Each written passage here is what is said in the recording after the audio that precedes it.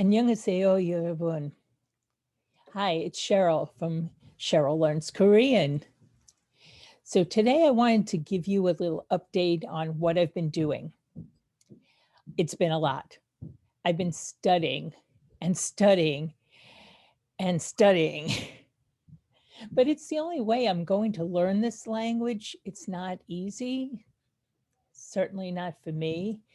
Um, some people might be really good at picking up on languages, and usually I can pick up, maybe not to be fluent, but a little bit. Korean's a little more difficult because I'm trying to actually learn the language and become fluent. So I do have a video that I've already shot answering the question that some of you have asked me to show how I study. I just need to edit it and get it ready for you, make it all nice. But today I wanted to talk briefly about where I'm at. So as you know, and if you look in the description, you'll see links to the content from my teacher, Billy from Go Billy Korean. And I'm working through his beginner series. Doing okay.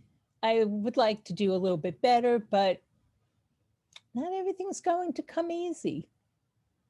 It's life. In the meantime, I have changed my routine a little bit. I've really limited what I'm doing to what's most necessary for me to do, which is to study each of the lessons and do a ton of practicing as much as possible. And because my ultimate goal is to be able to speak Korean well, I'm also looking for opportunities to speak more Korean to more Koreans in particular, but also to 외국인, foreigners, or people who are not Korean.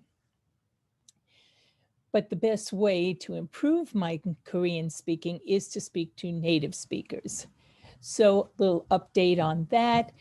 I have passed the point of reaching out to over 100 people on Tandem, and these are all native speakers.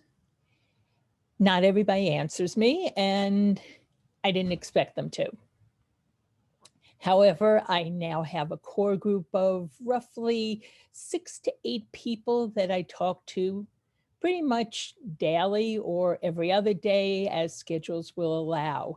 There's a large time difference gap between us, so when I'm getting up, they're maybe not getting ready for bed yet, but it's in the evening for them. And of course, when it's evening for me, they're getting up and starting their day.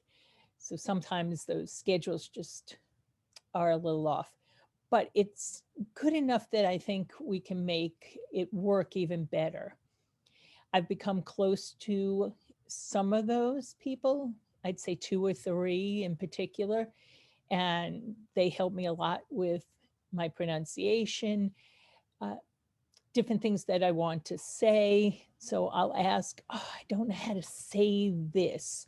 And they'll tell me. It may not be something I've studied yet, and I'm trying not to learn new things beyond what Billy is teaching in each lesson, because that's a bit too much for those who might be viewing this video and have not viewed my other videos. I do have a full-time job. I also own and operate 2 small businesses, and this is just plain life in general. So my time is often limited, although you'd be hard-pressed to know that if you were aware that I study somewhere between 35 and 40 hours a week, and I do keep track. If you're studying Korean or any other language, I highly recommend that you keep track of the amount of time spent actually studying, not just listening to the language, which is good too, not just doing like watching a K-drama, but actually studying, like getting out your book or using a video series, whatever your method is, and focusing only on whatever it is you're learning at that time. For me, it's a lot of grammar.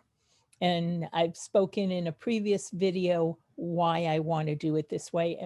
And it has a lot to do with why I chose to follow Billy and learn with him, because he is heavy on the grammar. And I agree with learning grammar first, because my previous experience with learning Spanish is without the grammar, you can have a million words, but you won't know how to use them. And even more so, I believe, in Korean, because there can be 10 words that in the dictionary equate to one English word, but in Korean, they're used differently. So you have to know when it's appropriate to use word A versus word B. All of that said, it's time to wrap up this video so I can go study today's lesson. Please do like this video, subscribe to my channel, tell your friends whether they're learning Korean or another language, even if they're not. Subscribing will have its benefits.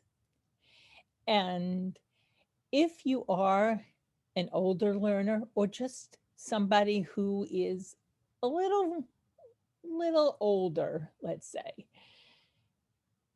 I want to encourage you to keep your mind healthy.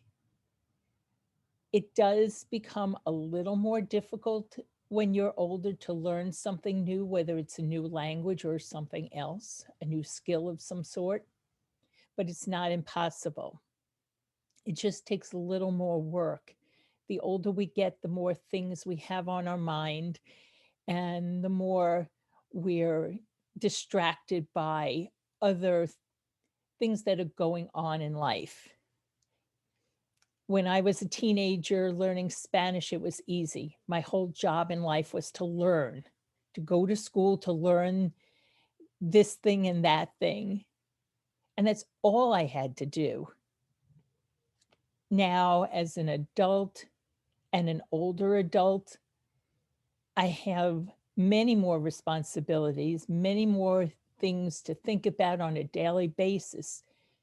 So I do have to put a certain priority to learning Korean, to make that time, cut out that time each day in order to learn, because all the other things going on in my life will drag me away from it. And if I truly want to learn it, I have to focus. So check out the description box below, and I'll see you next time.